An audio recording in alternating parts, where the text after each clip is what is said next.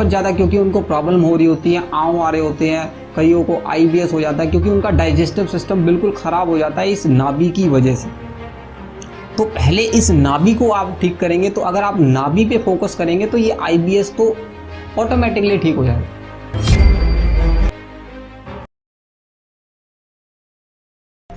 नमस्कार दोस्तों, SK herb यात्रा में आपका फिर से स्वागत करता हूं। आज की सीरीज में दोस्तों डिस्कस करेंगे कि नाभि के अंदर आपको जब नाभि की बहुत पुरानी प्रॉब्लम हो जाती है तो इसको ठीक करने की क्या क्या आप विधि कर सकते हैं, क्या क्या योगा कर सकते हैं, सुबह से लेकर शाम तक आपने क्या क्या विधि और क्या क्या योगा करनी है।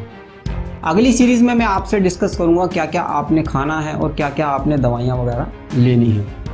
तो आइए दोस्तों, टाइम को ना खराब करते हुए इस वीडियो को शुरू करते हैं।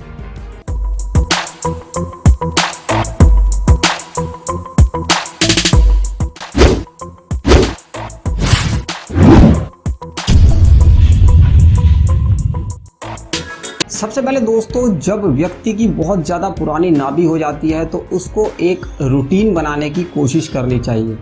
अगर आपकी नाभि जब पुरानी से पुरानी हो जाती है, बहुत ज़्यादा पुरानी नाभि हो जाती है, तो उस व्यक्ति की जो मसल्स है, जो पेट की मसल्स है, इतने कमज़ोर हो जाते हैं कि उसको वह खुद ही ठीक कर सकता है।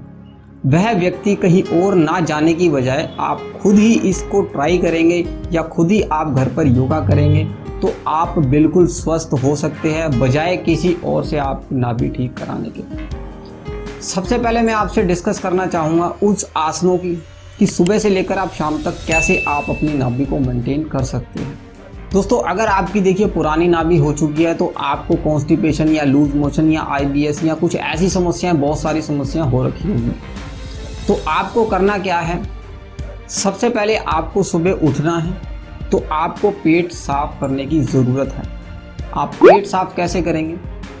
पेट साफ करने की विधि है, आप सिर्फ गुनगुने पानी का सुबह उठकर सेवन करें। सुबह उठकर ना भी, आप पूरे दिन में भी गुनगुने पानी का ही सेवन करें तो देखेंगे आपको जो एसिडिटी है, गैस है, ये बहुत सारी प्रॉब्लम धीरे धीरे आपकी सॉल्व होनी शुरू हो जाएगी। गुनगुने पानी का आप सेवन करेंगे सुबह उठकर।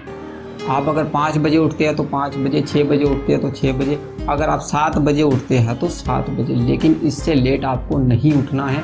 ये आप अपना रूटीन में शामिल कर लीजिए। दूसरा रूटीन, आप पानी पीजिए।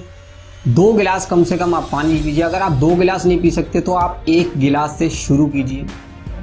उसके बाद आपको क्या करना है, खाने में मैं आपको बाद में बताऊंगा, खाने में मैं आपको नेक्स्ट सीरीज में बताऊंगा कि आपको खाना क्या क्या है।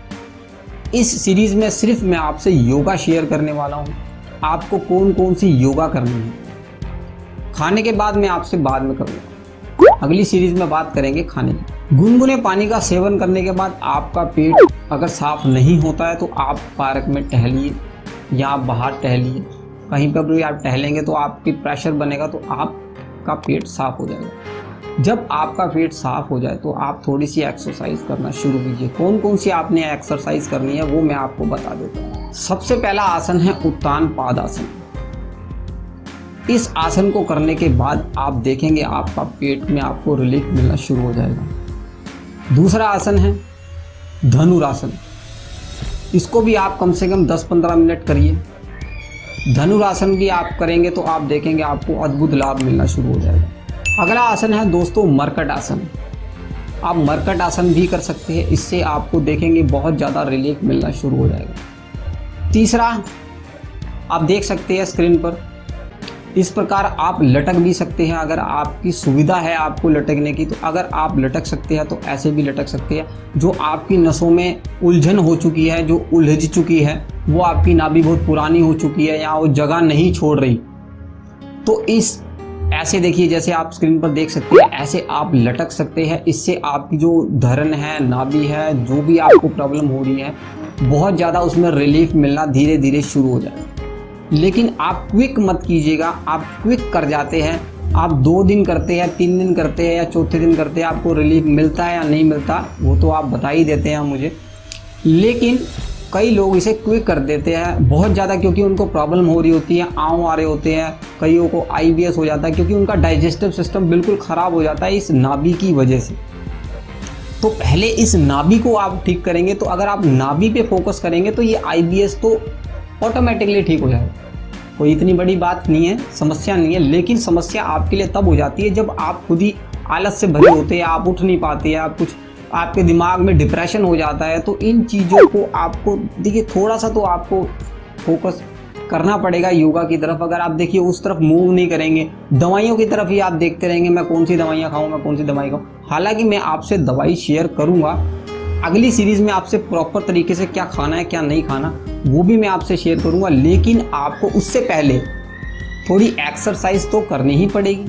अगर आप एक्सरसाइज नहीं करेंगे, उस पर ध्यान नहीं देंगे, तो आपकी ये नाभि ठीक नहीं होने वाली। यहाँ IBS हो गया, नाभ हो गई, या आपको गैस हो गई, जलन हो गई, पेशाब में जलन हो गई, अपर साइड में ऊपर में आपके दर्द होती है, या आपको उल्टियाँ आती है, या तेजाब बनता है।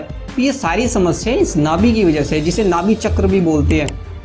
तो इसको आपको ठीक करना बहुत ही ज़रूरी है। ये 3-4 मैंने अभी आपको आसन बता दिए, इन्हें आप करें।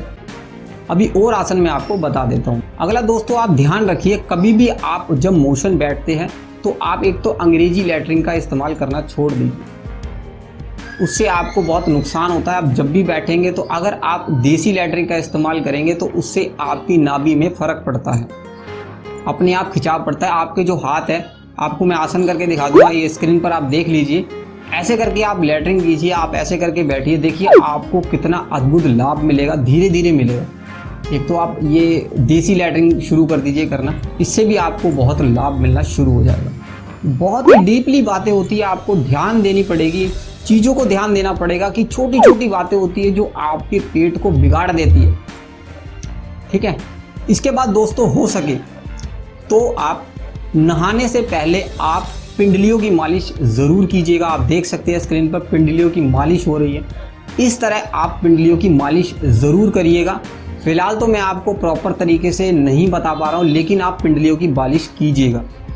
इससे आपको बहुत ही नाभि में रिलीफ मिलेगा। आप देखिएगा आपको अद्भुत लाभ मिलेगा। उसके बाद दोस्तों, आप बिल्कुल खाना खा लीजिए, तुरंत मत खाइएगा।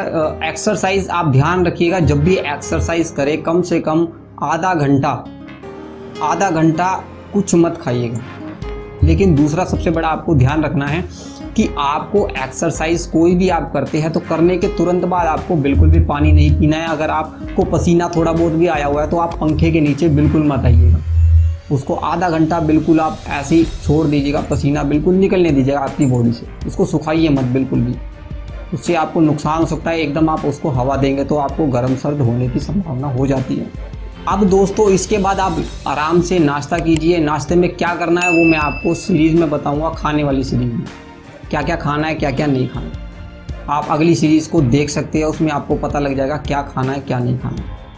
उसके बाद आप बारी आती है दोपहर में। दोपहर में भी आप आराम से खाइए, और अगर आपके पास टाइम है तो आप थोड़ा बहुत खाने से पहले आसन कर सकते हैं। अगर आपके पास टाइम नहीं है तो आप जो भी आप वर्क कर रहे हैं आप वर्क कीजिए।